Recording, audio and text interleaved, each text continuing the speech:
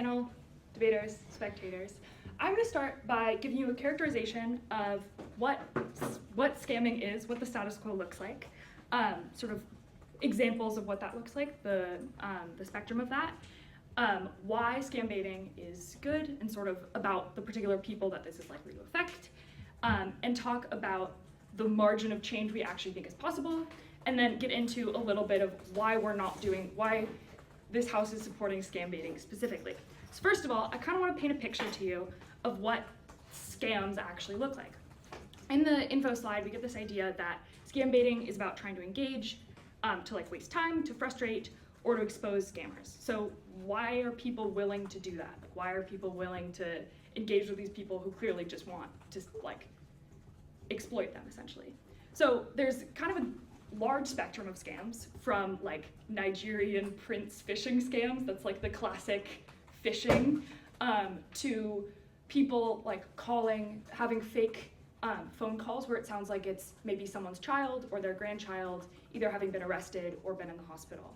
And so regardless of like what end of the scam spectrum that's on, all of those scams, the ultimate point of them is to get something from someone else and to get something that really will affect their livelihood. So in most senses, it's money. Sometimes it's information, so someone's like identity, someone's documents to be able to steal that and then take out loans, do whatever with it. Often that's large sums of money. Often that's access in like corporate situations or in situations of an institution. That's often access to like informational secrets, access to maybe informational finances, etc. So that's sort of the backbone of what scamming is in the status quo, what that looks like, sort of what we're actually talking about. So then if we have this, why do we care? What does that look like? So first of all, scams are often most likely to be fallen for by more vulnerable people. So this can often look like people's parents, maybe people who aren't as familiar with technology, so like people's grandparents are a really common one, just because they aren't as familiar with sort of what technology looks like and the ways that people communicate online. Likewise, other populations that might be vulnerable, often in corporate situations, this would be new hires or people who are, like scammers are exploiting a power dynamic of, because often that's someone who's maybe a new hire and who it looks like their boss is reaching out to them to do something in particular, or a fake link to a seminar that seems real, but you click it and it actually just downloads information from your computer. So for those reasons, we sort of established that scammers target a wide range of people, but the people most likely to fall for scams are vulnerable populations. And in that, we want to really hammer home this point that there are no neutral scams. Like this isn't a value neutral activity. People don't do this just for like fun, or if they do, that's not really a scam. But this is an activity where people are actively trying to gain something and actively trying to harm, well, not necessarily with the intention to harm. The intention is to get something from someone else, and the side sort of result of that is that someone is really harmed, like identity theft, money. So we also want to really characterize at the very top of this round that it is not value neutral. And then, so getting into that, why scam bait? Like why is the house supporting scam baiting? So scam baiting, as we talked about at the beginning, scam baiting is something that is done to sort of intervene in this activity. It is also often not done by these sort of vulnerable populations because they're more likely to fall for scams. So this is sort of done by people who decide to do this because they think scamming is wrong, and they think trying to intervene in scamming is useful. And I want to sort of at the outset say that this is a choice that people are making. We're not like forcing people to scam bait. This is an active choice, and people are doing this for a particular reason, which is, unfortunately, we live in a world where we don't think it's possible to prevent scams. It's sort of like every time one of those pirated websites, like pirated movie websites, gets shut down, another one pops up in its place. Sort of a similar idea with scams, where like you can try to target whatever a very common scam is, and you can try to target it with education, but like lots of companies do this, lots of schools do this. This is like an internet safety thing that we've been told for a while, and it still happens. People still fall for scams. So in the case of scam baiting, we see this as something like as an active choice that people make to intervene in this activity that is not value neutral, that is in fact very bad and has lots of impacts, like potentially people having their identity stolen, having access to their bank accounts, leaking secrets from companies, getting fired, ruining their reputation, potentially like, depending on what amounts of money, what accounts are stolen, never getting those things back, potentially like not being able to support themselves. So also, why do we see scam baiting as something that could actually make a change? So scam baiting, it's engaging to like waste time, to frustrate, or to expose. So in terms of wasting time and frustrating, sort of wasting time is the lowest end of the spectrum of scam baiting in terms of impact. Like yes, absolutely, wasting somebody's time, useful. While you're wasting their time, they theoretically can't scam somebody else. But in the end, maybe not likely to do a ton. We could say we hope it would force people to reflect, but that's kind of a wishy-washy margin. Then we get into frustrating. We get into frustrating where it's actually bothering people. It's actually bothering the scammers, it's being annoying, it's sort of making them think they have you, and then going the complete other way, revealing that you actually know what's going on, and you're trying specifically to annoy them. We also get trying to expose them. So trying to expose them is sort of like the gold standard of impact, because trying to expose them, you might actually be able to catch them. You might force them to not do this again because they almost got caught. You might actually even be able to get their information reported and potentially get them like be punished for what they're doing. And so in this case, we sort of see there not really being a downside to scam baiting. It's an active choice that people make that, at the very least, sort of prevents another person from being scammed, which I think pretty intuitively, anyone being prevented like from being scammed is a good thing. And then at best case, we have actually preventing people who are actively scamming from doing it again, and potentially punishing them, which potentially also has ramifications in society. My partner will expand a bit more. For those reasons, so happy to propose. Thank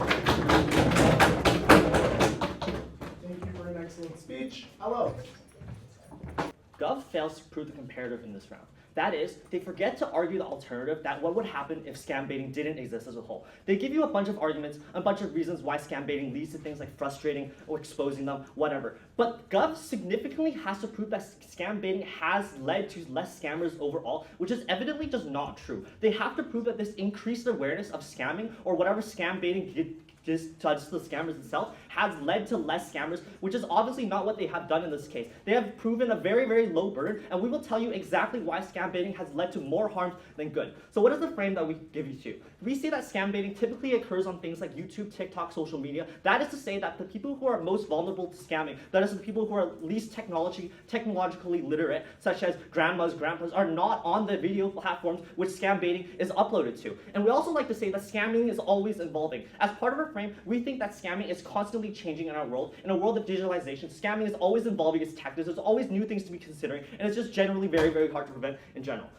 Also, I would just like to know that scamming occurs in societies where the governments are less incentivized to prosecute these people. That is, the companies will probably still keep paying them. The government doesn't want to take actual incentives to bring these things down, and they just have no reason to take them down in general because it is ultimately increasing their productivity or profitability in that country.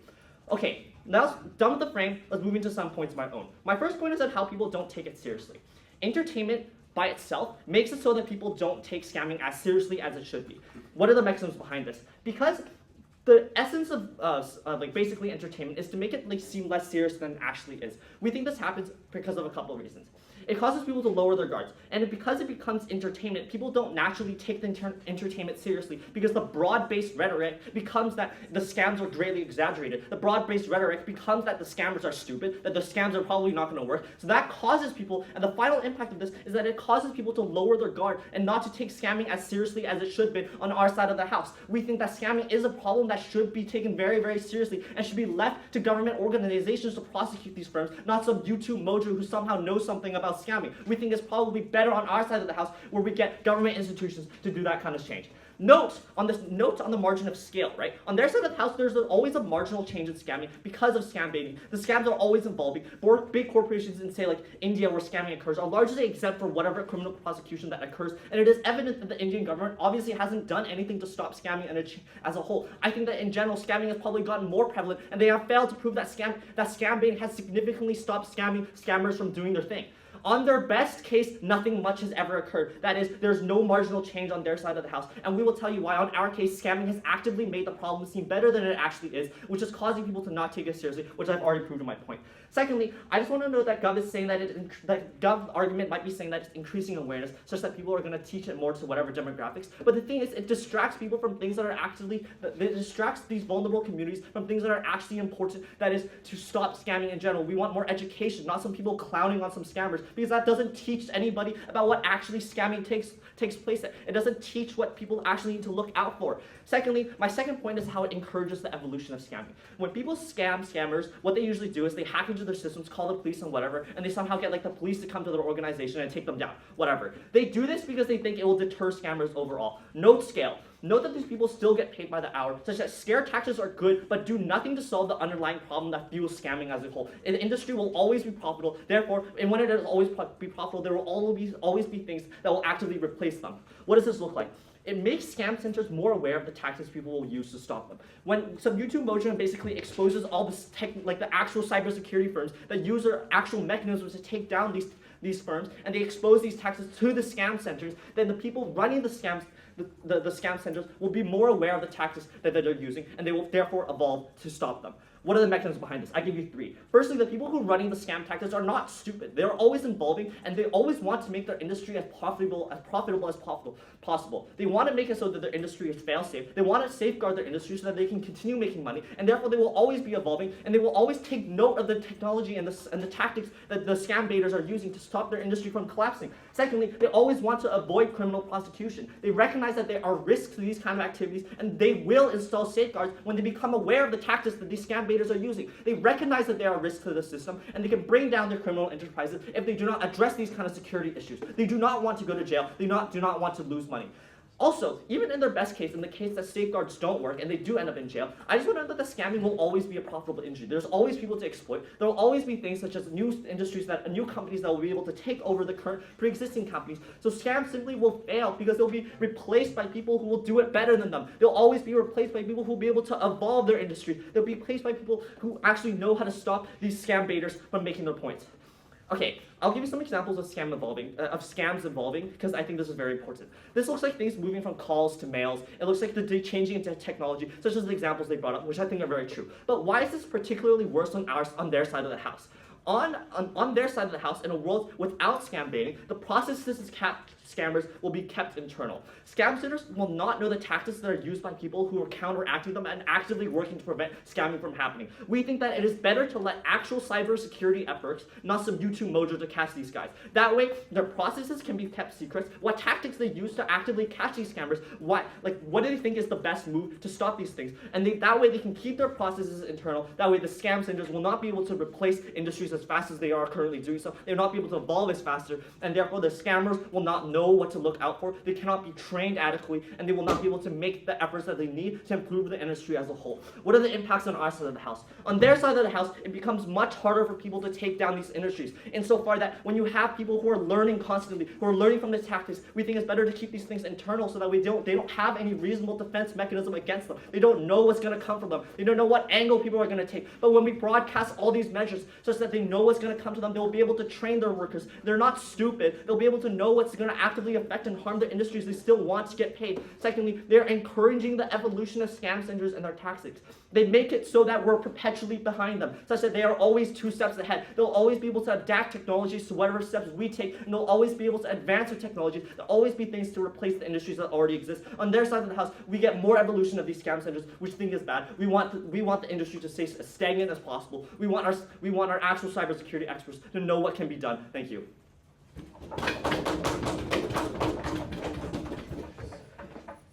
Thank you so much, panel, debaters, and spectators. I'm going to start off by refuting some points that we heard from opening opposition, and then going into our own point, which is how the rise of scam baiting will actually fuel a discourse which will help the public be more aware of scams in general and keep people protected. So from side opening opposition, we really heard this narrative of how an increase in scam baiting will lead people to think that scams are a joke and they won't take it seriously. And when I get into my case, I'll discuss more how an increased discourse over scamming in general will increase awareness, and how while it's not good for people to take this as a joke, but seeing scamming as a more commonplace thing, as a more everyday thing, is actually helpful to increasing the fight against it.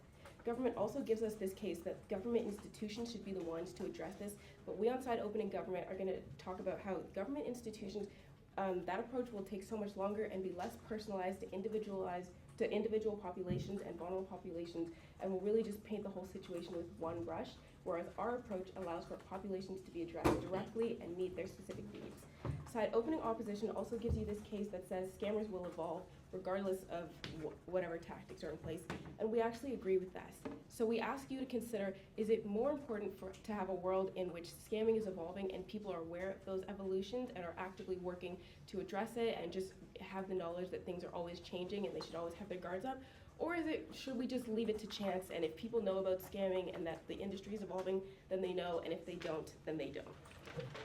So we on Side Opening Gov are going to give you this case that scam baiting is actually going to help the population at large be protected against these scams because it's going to increase the discourse around it and people are going to get very into the scamming world in general. How does this happen? I'll give you the mech. So if there's a rise in scam baiting, there's more people doing it, more people talking about it. And where does most pop culture or general culture discourse and people sharing stories, what's going on in their everyday, where does that occur? On the internet. Place where,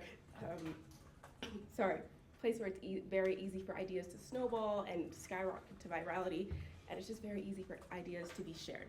So if scam baiting rises, then people will inevitably bring it to the internet where it'll take on a life of its own. And much like we've seen with any viral trend, when something takes on a life of its own, it gets broken down and analyzed, and people are talking about it everywhere.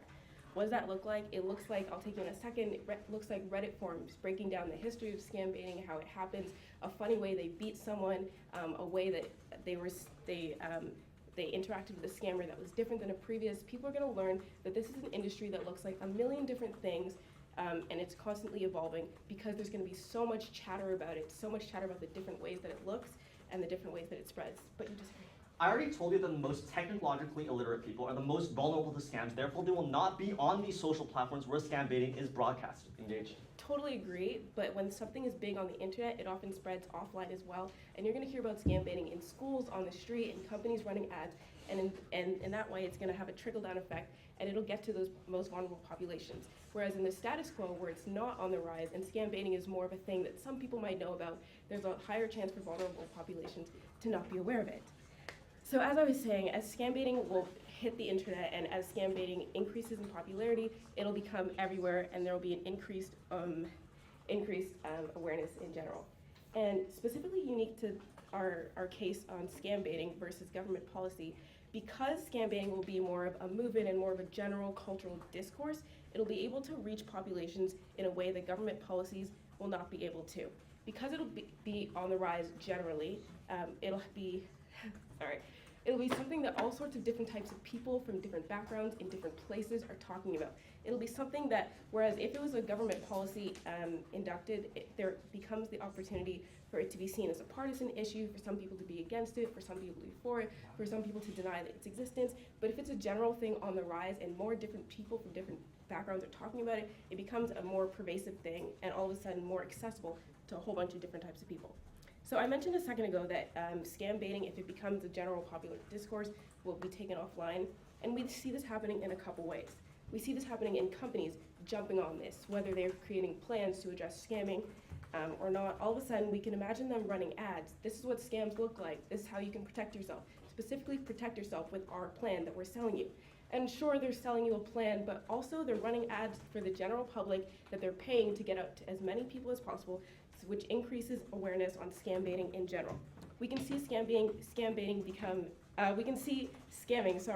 becoming a discourse commonly talked about in schools. Schools are often trying to, in general, schools will be wanting to educate their students and increase just general knowledge. But in competitive school sectors, we can imagine schools trying to get the edge and talk about how they're educating tomorrow's technological leaders. They'll be adding to their case that, we specifically teach people all about scamming and what it looks like. Being on top of popular discourse can be a plus for them, and so they'll be creating innovative curriculum specifically which can touch on scam baiting. We can see the news talking about it as well. Obviously, the news is an industry that wants to hop on whatever's hot and give you their take, and they gain viewership and readership through having punchy headlines. So it benefits them to be talking about what's popular and what's happening. And all of a sudden, if this is a popular discourse, obviously it'll be beneficial for them to be talking about it, and we'll be seeing it being analyzed from also an academic and professional perspective as well. My partner gave you so much on the characters who are at stake in this debate. She talked about the elderly and children and people in general who are having their information stolen and their lives changed. She really gave you the actors of this debate, and I gave you the mech today on exactly how it's going to happen. If there's a rise in scam baiting, as with a rise in anything, as with a rise in Taylor Swift, if you will, her rise has led to people breaking down what does it mean to be a pop star, what does it mean to be a billionaire and have a jet, what does it mean to have a relationship with another popular figure. Because of her rise in general, it has led to a complete analysis and breakdown and overall more knowledge on Taylor Swift, sometimes more knowledge than some people would even care to have. And we see this exact mechanism happening with scamming through the rise of scam baiting. And for this reason, I am so proud to propose.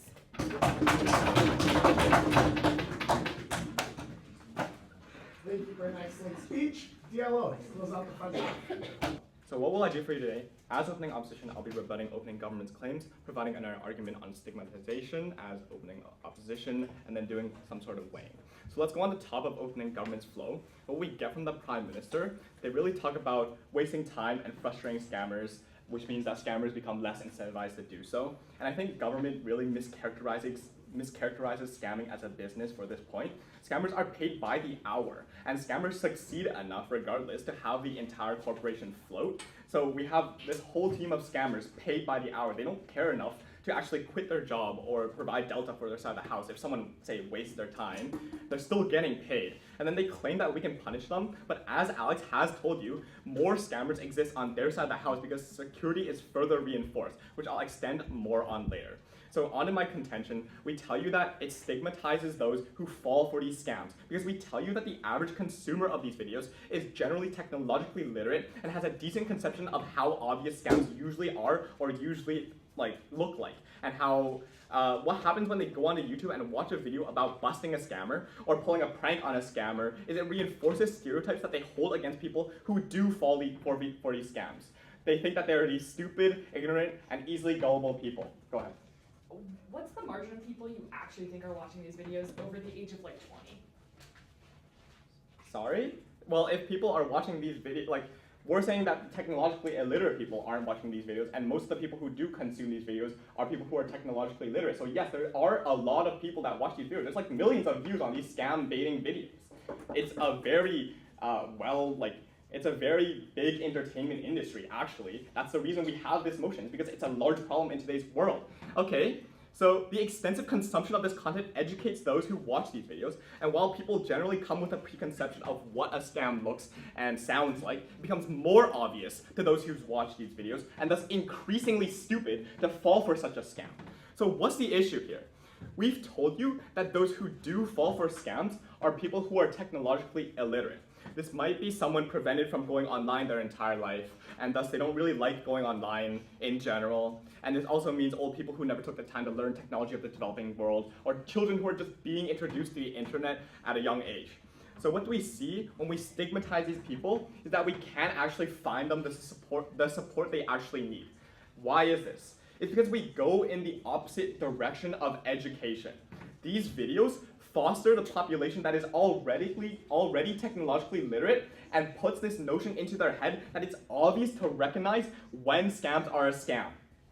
But don't you think if videos like that are becoming popular, there will be a general discourse that becomes popular which can reach those vulnerable populations? No, we're telling you that the technologically illiterate are not likely to engage in these discussions about technology, specifically because they aren't interested in technology in the first place, right? The reason that this discourse wouldn't have this trickle-down effect mechanism that you guys explained is because it's so unlikely for them to actually be personally told about a scam, right?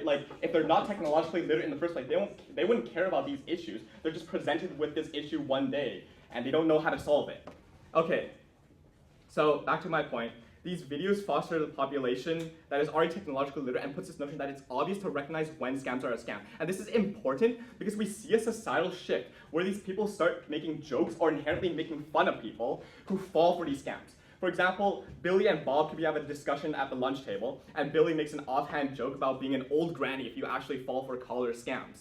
Like, those that are actually affected or in the process of being scammed but don't necessarily know and are questioning it, fear being made a joke out of. They're less incentivized to get the help they need because it's inherently stupid to do so, or that's what the people they are surrounded by say and propagate because they've all watched these videos, they've consumed this content of people stomping people who actually fall, like of stomping these scammers, which is so obvious, right? People don't like being stupid. They hate being seen as stupid even more, and it further feeds them into the scam because they're more likely to be independent, close themselves off, and thus the only input they receive is from the scammers themselves.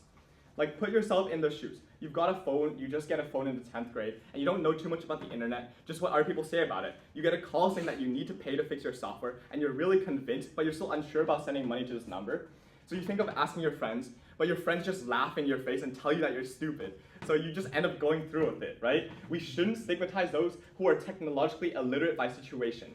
Let's discuss the impacts. We see more people being scammed on net on their side of the house, and those who are scammed more than they would on their side of the house. This also affects those who have fallen to scams in the past. They're more likely to be subject to humiliation and also in workplace settings first face worse consequences because it is a predominant idea that it's stupid to get scammed. So let's go back to what came out of the Deputy Prime Minister. We get this contention on increasing discourse, which leads to more awarenesses. Two responses. First, we don't agree with the mechanism that people will just engage in this discourse. Technologically illiterate people will not just seek out this information, and they're not willing to because of this stigma that exists. Second, increasing discourse will only exacerbate stigma, and it won't even reach the right people. Side government gives no justification why this would reach those who are technologically illiterate. They wouldn't be on the internet in the first place, and these real-life conversations that occur so much as they claim in real life are, like, we don't buy that mechanism.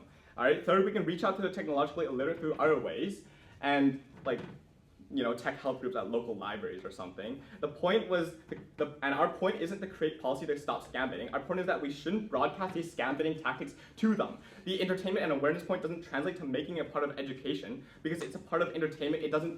It's not seen as something that has to be taught. And so they've misconstrued what scamming actually looks like. So what did Alex do for you today? There's three things. First, he tells us that people stop taking scamming seriously. Entertainment is not treated as a serious cause because of this rhetoric that scams are stupid and unconvincing, which lowers people's guard, and when an actually convincing scam comes around, they're more likely to actually fall for it. And scamming has gotten more prevalent on either side of the house, so what we see is that we need more education, not YouTube mojos dunking scammers on the internet. And then second, on encouraging evolution of scamming, usually they hack into the system and then call the police.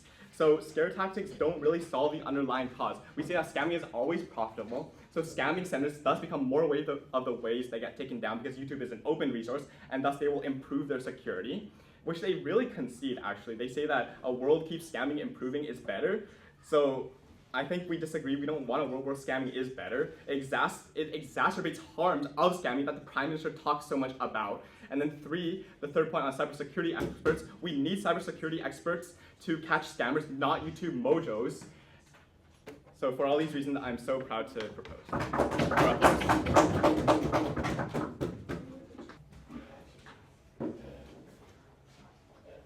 Before I start my speech, I want to say a few things. So first of all, I'm probably going to show this video to my parents. So hi mom, hi dad. Second, I'm gonna give a trigger warning just in case. You never know what happens during debates. So right now is the moment. If you want to leave, you can, I suppose. And yeah, thank you to CUDS.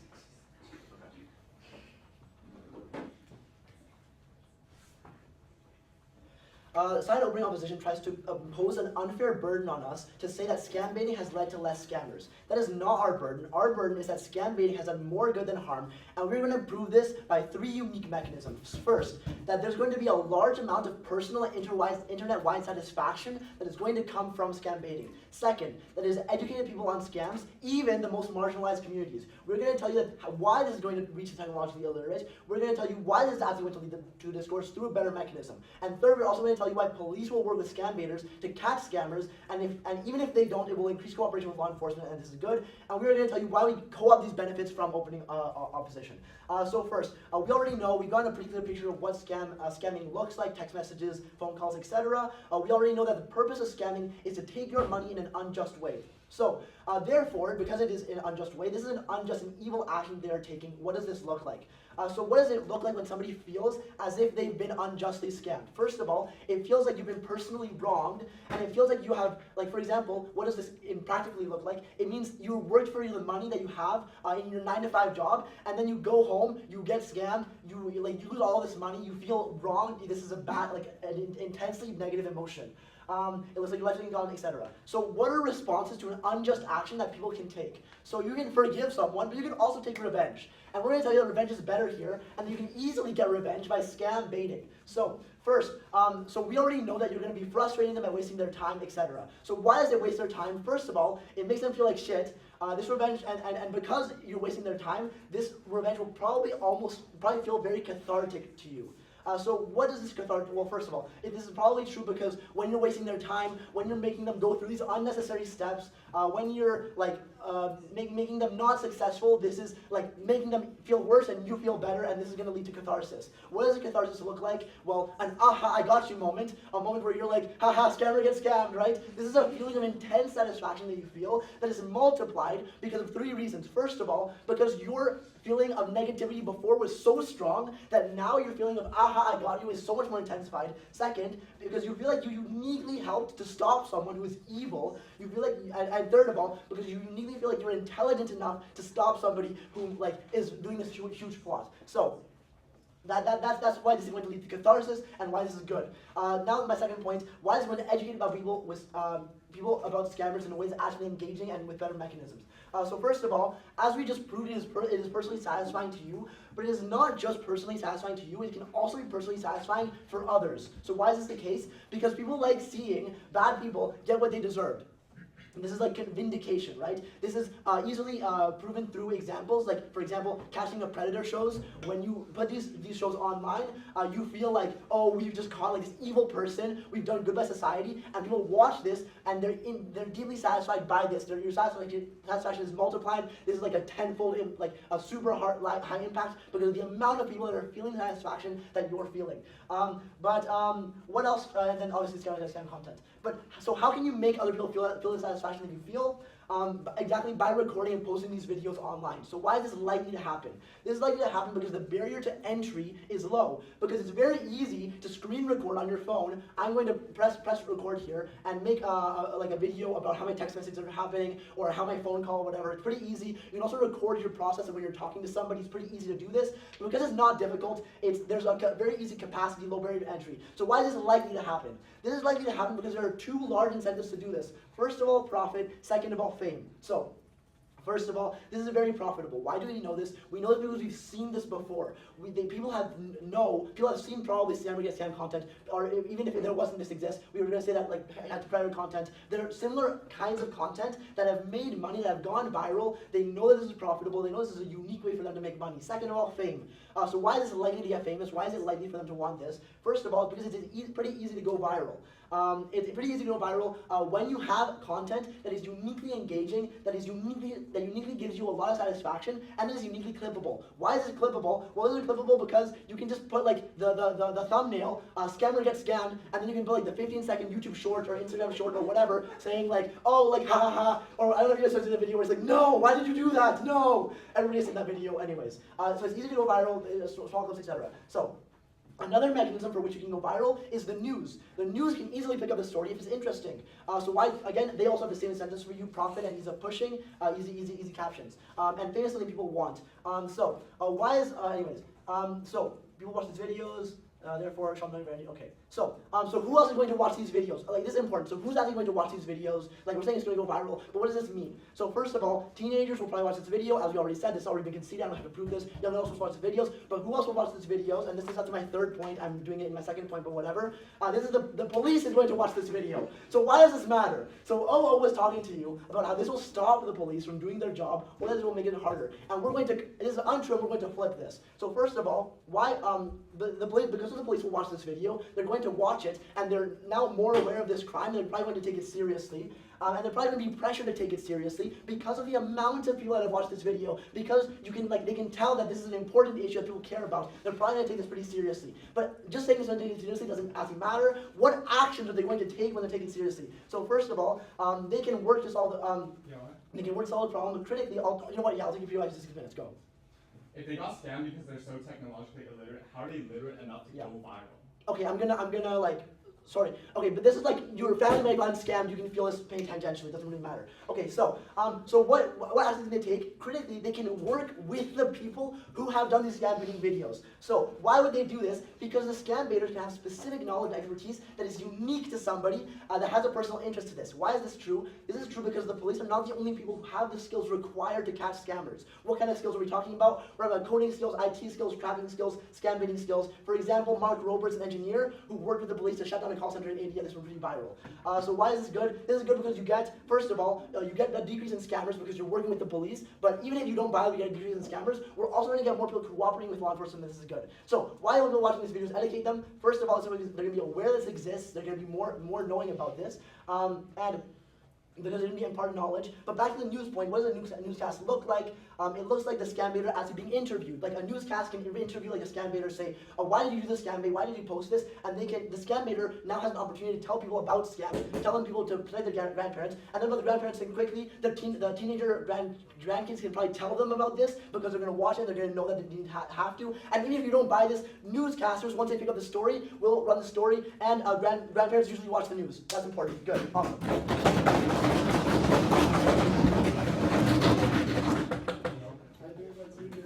Excellent speech. Emma.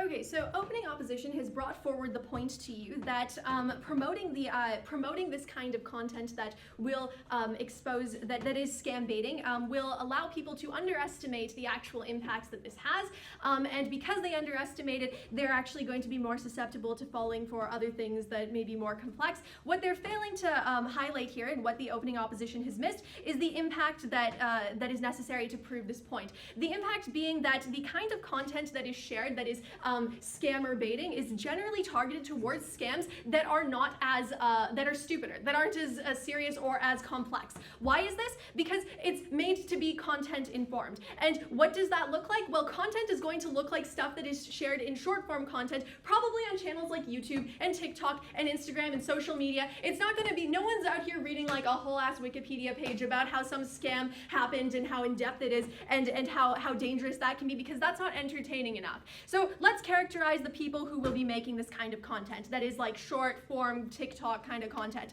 These are going to be split into two groups. It can be predominantly, and it will predominantly be, comedians and content creators. There is a small proportion that might be like the police on their little Instagram handle being like, yeah, we also expose scammers and stuff like that, but you know what, they're not going to be engaging because they're not going to be able to feed into the algorithm because they have a moral code of conduct, unlike a bunch of comedians like Kevin Hart. If we look at comedians though, and content creators on the other side, they're looking for entertainment. Why are they looking for entertainment? Because they feed into the algorithm. Why? Because they don't have as many principled boundaries that they have to, you know, follow in line with, because they're not the police. The people who are going to be watching this content, we also have to characterize. People who are watching this content are going to be people who are like, yeah, I want to laugh at other people being scammed by a Nigerian prince. That's funny. Why not? So these aren't going to be the people that you're trying to reach. You're not going to reach the audience you want, which opening opposition kind of says, but again, they didn't provide the impact, which is that it's going to be stupid content. Informs people, so it's going to be the kind of stuff that's less likely to be they're not going to be the people watching this kind of content, comedy content. They're not going to be the people who are more likely to be scammed in general, because they're just looking to be entertained. They're looking to get a quick laugh on like a Wednesday evening after they came back from their debate tournament, just to laugh at somebody else, because, you know, things didn't go so well. Likely to be scammed. So what are we looking at? We're looking at, because entertainment is meant to be funny, short and sweet, it's going to be in this format, it's going to be targeted towards stupider scams that aren't as relevant, because humor inherently is trying to please the algorithm. They want to have more people view their comedy, and how do they do this? They lower the kind of humor that they provide. So they go to the lowest common denominator. That's why the majority of the comedy specials you see on Netflix are R-rated, because they're all about sex jokes. Look at Kevin Hart again. So people who are looking at this content, they're underestimating it anyways, because they're not the people, they might be underestimating it, but they're not the people you're trying to reach, so it doesn't actually matter. The complex scams are the ones that are important. important to look at. And those are not going to be shared in short form content because you can't get that into like a 20-second TikTok or a 10-second TikTok because it's a lot more elaborate and it requires a lot better of an understanding. So how exactly does that work? So the kind of like content that is going to be like more in-depth scams, that means stuff like stealing your social insurance number or identity theft, is a lot harder to make funny and make jokes out of because in general it requires a much bigger fundamental understanding that the bigger majority of the population might not have. And so if you're making comedy about that, you're probably not going to be as effective because, you know, it's the same as if you're like a chemist and you're out doing like stand-up and saying like, oh, I'm going to make a titration joke now. Like, you have to have the audience of people who understand what a titration is to begin with. Like, you need to know what indicator is to be able to be like, oh, you want to hear a titration joke? You missed it. Like, you need to know what a titration is for that to happen. Anyways, so going forward, we also need to look at what the opening opposition and the opening government has said. Opening government has said that this is going to provide people with a better understanding of of what like scams are, and that scamming is actually going to be like more evolved, and the closing governments also said like, oh, people might like work together, like the police and like the news might like work with like scam baiters because, you know, like they're trying to promote people's understanding and outreach and stuff. That's not going to happen because, once again, comedians and content creators don't have a moral compass most of the time. They're out here to make content, and so when they're trying to make content, their code of like ethics and their code that they follow is not going to be as regulated as the news. How many news outlets are gonna like the content that they can share? Maybe there's a little bit, but it's not gonna be enough for it to be impactful anyways. Okay, now let's also POI. What about content creators that are not relying on comedy, i.e. Reddit, people sharing deep stories? Yeah, so people sharing deep stories fall into the other category, which I've already explained, which might be like police and well-meaning people. But in theory, they're also like not looking for like to please the algorithm, so they're not going to be promoted anyway. So their impact isn't actually going to reach as far as they want it to anyway. So it actually doesn't really like play into. It's not a big enough proportion of this discussion to be relevant. In addition to this, we need to also look at something else that our opening opposition has stated. They've stated that scammers are going to get better because, you know, they're scamming scammers, and if you scam scammers, then like everybody's going to like inherently grow together because scammers are going to realize that they have other ways of like doing better, and they're going to be like, oh, okay, I'm going to like readapt my technology so that I can be better, so that I can like, you know, scam more people, because obviously like I'm learning that people aren't as susceptible to the same techniques anymore. Yeah, although seeing what kind of scams and like what kind of like methods of scamming are relevant here is important, and that's like a genuine learning curve that can be achieved, it's not actually the biggest one. The biggest thing, the biggest knowledge gap people are missing here is not just the kinds of scams or the methods of scamming, it's the technology behind the scamming. Why is scamming so important or so impactful and horrendous today? Because of the technological advancements that have existed to this point to allow them to be this elaborate. That means stuff like generative AI, fake links, sketchy sites, all of this can be developed because technology has advanced enough for this to be possible. And so the biggest knowledge gap here isn't on methods of scamming, it's on the technology behind the kinds of methods of scamming that can be developed now. And why do people lack that information? They lack that knowledge because they're not informed enough on like, I don't know, HTML or like how websites are built or like how all of these like background things happen, what a link is, how that even works. So because of that, OG fails to recognize that the education people need is actually a lot predominantly more about the technology than about the scam itself. And so marginally that's not as like coherent or relevant. So this is how you would reach more people. That audience that's harder to reach, that audience that is like the elderly people who don't even get online, so they're not going to be watching YouTube videos because they can't even get on YouTube half the time. Those people are going to be the ones you reach with the technology, like with teaching them about technology, because you can hold help sessions and like you can hold like events at like community centers or whatever to like educate people on the technology behind it, so they know how scams are getting more elaborate through the innovation that has happened, not just the methods of scamming. So this is why we are proud to oppose. Thank you. Thank you, panel. I'm going to start off with some reclarifications on just some framing that everyone's missed. First of all, what do these people that are making this type of content actually look like? They're not predominantly comedians and content creators. Making these type of videos takes skill. You have to have knowledge on like networks, on like making virtual machines, on how to like how networks work so you can hack the servers. You also have to have like general understanding on how these scam centers like in these countries work and how to take them down. Secondly, these creators work with police departments directly, and the reason this works is because now there's Western pressure to do this. Firstly, the reason these Firstly, it's illegal in these countries to actually have scam scanners. The reason they're not cracked down on is, first of all, they're probably bribed, and they're also kept very, on the down low. They stay hidden even within their own country. And so having this type of content, first of all, working with the police forces the police to actually make action. Otherwise, they're just not doing anything. They're kind of they're just not doing anything. Yeah, and so scams, also to address OG, they talk about like evolution in scams. This is going to take all of that down. Scams only evolve at the same speed as people start figuring them out. There is no unique harm in having people be better at dealing with these scams, with scams evolving at the same speed, right? This is how it works. The Nigerian prince scam, you know, it got a lot of people, then people started figuring it out, they spread out the information, and then people stopped falling for them. There is no special like mechanism they provide you as to why this evolution would somehow overtake our ability to educate, especially when our ability to educate is like very hindered right now. And also, again, the methods we are taught to be able to like defend against scams are probably better than the methods that these scams improve as. Because the reason for this is the scams improve on things like technology. They started to use AI. They started to make like more realistic fake sites. But the ways we address like scams and tell people to protect themselves from are methods like, oh, if you get a call, just text your like the person you think it is to make sure it's really them. Or when you're on a site, make sure it's the actual correct URL. These things are far better at preventing people from actually getting scammed. Okay, so what OO fails to prove is that this will actually lead to so much more harm when, again, most of our tactics used against scammers right now are the same as what scam baiters use. What this means is that like the methods we use against, yeah, like we're taught how to deal with scammers basically the same way they do. So what does I'm going to do team by team. What OO brings is that, you know, it involves scamming, which I've already disproved because evolution already occurs anyways. They haven't proved why this evolution going faster is somehow so detrimental, especially when more education probably outweighs the harms that this like better scams has. They talk about how it creates a stigma, which I'm going to talk my partner has to address, and they talked about how this will lower the guard against like people studying. This is just intuitively wrong because people like already like very strong against society. Okay, here's why this is true. People lowering the guard, they provide no alternative on how to actually get awareness out there. People are falling for scams right now because they don't know enough about what scams look like and how they trick people. They talk about how this will, you know, distract people, again, and how entertainment is not taken seriously. This is not true. These videos are taken seriously. I've never talked about this. Yeah. Oh, shit. Yeah, so,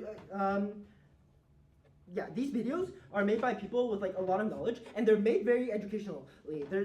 They tell them, hey, don't try this yourself. You know, here's why I'm qualified. Here's exactly like what I've done. And if they talk about like people trying to replicate this themselves, this doesn't exist because it's very hard to get into this. No, thank you. Okay, they talk about how like a stigma is created. Here's 4 responses. People know they are targeted. So, actually not 4. People know they are like.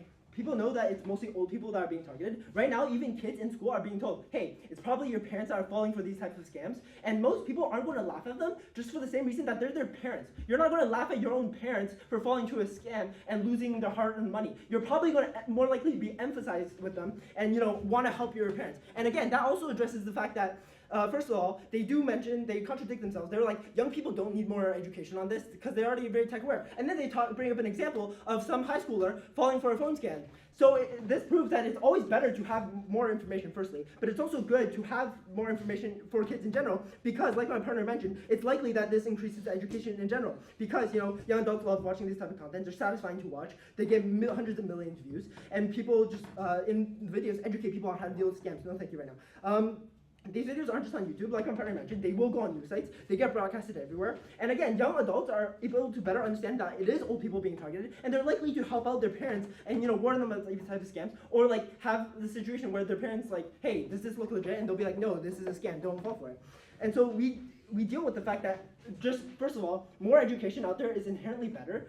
There are points about like stigma all fall. They talk about how let's see. Yeah, I'm just gonna move on. My partner's second point is that it's like just personal satisfaction. This never gets dealt with, and it's just entertainment. Okay, the cost of this is that the content creators make it themselves, and like a lot of people watch it and enjoy the videos. This is like uniquely stands with us.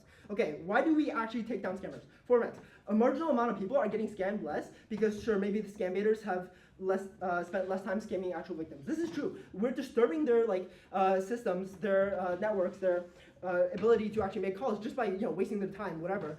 They're discouraged to pull scams because it creates the idea that they are being watched, that the police will interfere with them. And this is true because a lot of these content creators are working with the police. A lot of people have been caught. Not just Mark Rober, not just the one example. It happens very frequently.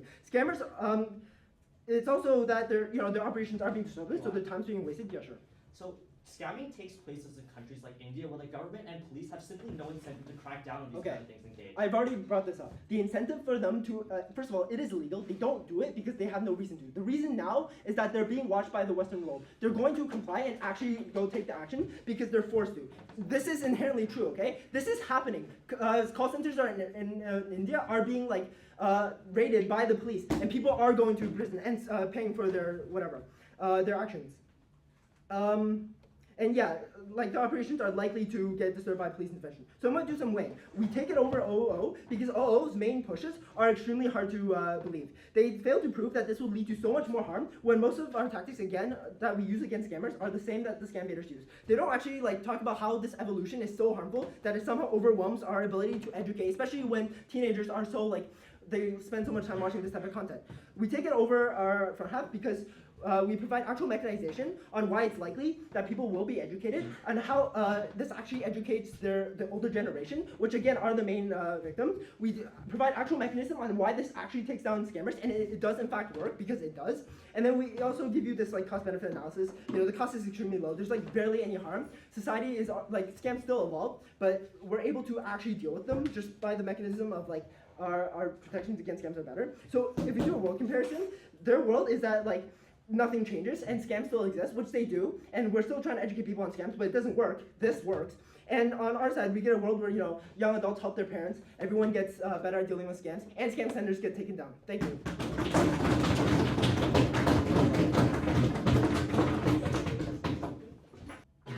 I'm going to do this team by team, starting with the CG. So the main push that I think the metric that we should decide this debate on is what actually decreases scamming overall. We think that this push about like satisfaction coming out of them is like way less important than scamming overall, because scamming leads to like people losing their jobs, people ending their own lives, people like losing their lives, like work and all that, and their properties. And that's way more important than some like satisfaction on an entire day when you watch this video. So that doesn't really matter. We don't think that's that's not going to win anyone around here. So let's talk about scamming, what causes more scamming. So the main push about this topic from the CG is basically about education and how the education is actually like good enough to deal with like evolution of like scamming. We don't really buy this because like, okay, let's think about like where does education predominantly come from? It predominantly comes from like schools in general. So like who is making the school curriculum? We don't think the people currently making school curriculums are, first of all, a lot of them are pretty like older in general, but second of all, we don't think they have the most knowledge about the current state of scamming and the current state of technology. And like where's their knowledge for this actually going to come from? Well, it's going to be like, what does general society believe? Because they're not any more informed about like the state of scamming than your average person. So what does your average person actually believe about the state of scamming right now? They see, and like this is informed by popular media, which you see on YouTube, on social media. So what is the current like understanding of scamming? I think the current understanding of scamming is basically like the Nigerian prince scam, because that is what is constantly populated on these YouTube videos. Like, to be honest, like my friend almost got scammed because she went online to try to find the Microsoft service like support staff link, and she found one, but turns out it was a fake website, but she didn't know that. She saw like, oh, this is the helpline, I'll call them, and she gave them a lot of information she probably shouldn't have, because like we were never taught in our curriculum, and I don't think most people are actually taught about like what is the more nuanced and more complicated or more easier to fall for ways that people are currently being scammed, and that is much more dangerous. That is what people who are young, people who are middle-aged, people who are old are all way more likely to fall for. They're not likely to fall for the really stupid thing that is going to be like the really stupid Nigerian prince thing. They're more likely to fall for like what looks like what on your phone says it's the government of Canada or it's a hospital calling you. That is going to make you a lot more scared of like when they call up and say that you have this unpaid amount that you now owe a lot of money for. Like then you give them your bank credit card. That's a lot more likely to make people fall for when you aren't like told ahead of time that this is like not actually true, or ways you can verify whether this phone call is true or not. If you are not taught about this thing, you're not going to know about this thing. And we don't think this is actually like given in like school curriculums currently, because one, like the people that are making school curriculums don't have any more active knowledge than your general person, and like that's why like people are still being scammed today, like often, very often, because like these more dangerous scams are not being presently taught because of what has happened with the rise of scam baiting. The rise of scam baiting is inherently going to be the stupidest kinds of scams being popularized, and then people think this is the only kind of scams. Why is that the case? This is the very important mechanization that my partner gives you that opening doesn't. This is mechanization of like what kind of stuff is actually going to go popular. We're telling you that there's two kinds of online content for like for this kind of scamming baiting. So the first is basically like humorful stuff that is humor stuff, meant to be humor, and the second one is more meant to be educative or more nuanced in general. Why is the one that is humor more likely, and why is it going to be stupid? Because people generally laugh at people who are people don't generally laugh at people being smart, they laugh at people being dumb. We see this in like online street interviews. When you find someone that doesn't know the state, like what is the capital of Canada, that makes you laugh more than like someone who correctly guesses Ottawa. Like this is just inherently more entertaining people because they like to feel smarter about like what they're doing, and like that's why like a lot of content online is actually like people being dumb, and that's why we like to make mockery or make fun of them, and that is what humorful, and that is what pushes by engagement. That's what people like more. That's what people is going going to, like, more and more people are going to see, and that's pushed by the algorithm online, and that's more popular, and that gets more views, and that reaches a wider audience. So you've reached the wider audience with this more humorful stuff. Why specifically? This kind of comes from OG, so I'm gonna kind of move on to them. So like the OG kind of pushed this idea of discourse, but we think that this idea of discourse only comes is only valuable if the discourse is about like very nuanced, very technologically dense and difficult scamming stuff that is actually going to make much more people fall for them. That is what is more valuable as to be educating to people. However, that is not going to be very popular on the online sphere because just because you are laughing at a 10-second clip about some YouTube person special, that doesn't mean you're now interested in the topic of scamming. That just means you were laughing at someone being stupid. That doesn't transfer to an interest in scamming in general. And they try to push this idea in a POI of oh, what about the Reddit story that's in depth and nuanced? And it's if you were the kind of person that was going to read a 17-paragraph technologically dense paper essentially on the latest evolution of scamming, you are probably going to be able to be willing and interested to do research in that on your own on some kind of government website or some kind of more reputable news source than a Reddit post. You were probably going to do that on either side of the house. So who is actually not going to get? Yes, you seem to disagree. Because the education system right now is flawed and it doesn't teach about scams. Insofar as scamming is extremely widespread and updates constantly to accommodate for new scams, and teenagers can tell their grandparents and that's go on the news, why wouldn't this educate them about scams in general? So they're saying that the kids are going to tell their grandparents about scamming and that it's constantly evolutioning and it's flawed. Okay, yeah. Let's talk about why is the education currently flawed and why is it currently not including the more difficult and nuanced type of scamming? Probably because the people who are writing these things don't actually understand what scamming looks like because of the rise of scam baiting, because they have this kind of belief that it's going to be really simple and it's really easy to deal with. Why are people not going to do their own research into scamming? Because they already have this popularized belief that it's not that difficult of a thing to deal with and that it's just the Nigerian prince. So if you think that something is dumb or something you could never possibly fall for, why would you ever waste your time to spend further research? People in general have a very limited amount of free time. They have schoolwork, they have jobs, they have etc. to deal with. So they're only gonna spend time on things that they think are actually going to matter in their life and actually affect them, which scamming most people don't actually think is going to affect them because they think they already know everything there is to know about it because of these YouTube specials that make a mockery of them and cause people to lower their guard. Okay. So yeah, basically, and then the other possible kind of content is the more nuanced and educative stuff by police officers and stuff. And we think that this is just less likely to be more interesting because the actual audience of people who are willing to watch someone talk about these specific lines of code that the hackers are currently using, that's 30 minutes long, that's very technologically dense. They were gonna do this either they were gonna be interested in research and know about how the scamming works from any sort of source. It doesn't have to be from a YouTube video from some police officer. Who is you're not actually gonna get people who are you're not gonna actually reach the audience you want to decrease the amount of scamming overall. So why is there an active harm on that side of the house? And okay, let's give our counterfactual because the CEO mentioned that we don't have a counterfactual about where are people actually getting this education from. We think this education is better set to be able to be happening in in a world where we didn't really have this rise of scam baiting. We think that we wouldn't have this fake notion of what does scamming look like, and that means that people are actually when this happens to people they know and those people tell them about it, they're now going to be knowing that oh, the current state of it is not actually Nigerian princes, it's actually going to be more the more nuanced stuff that actually happens that make more people actually fall for and hurts a lot more people's lives, and that's what that will reach people through their lives, and then they will do their own more personal research because they don't have this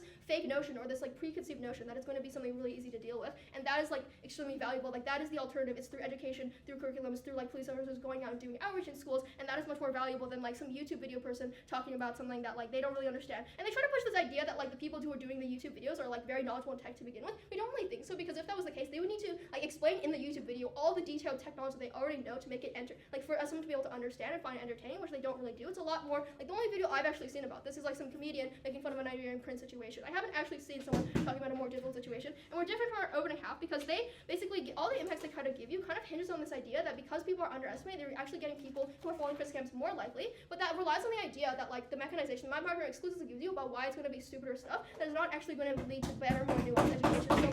So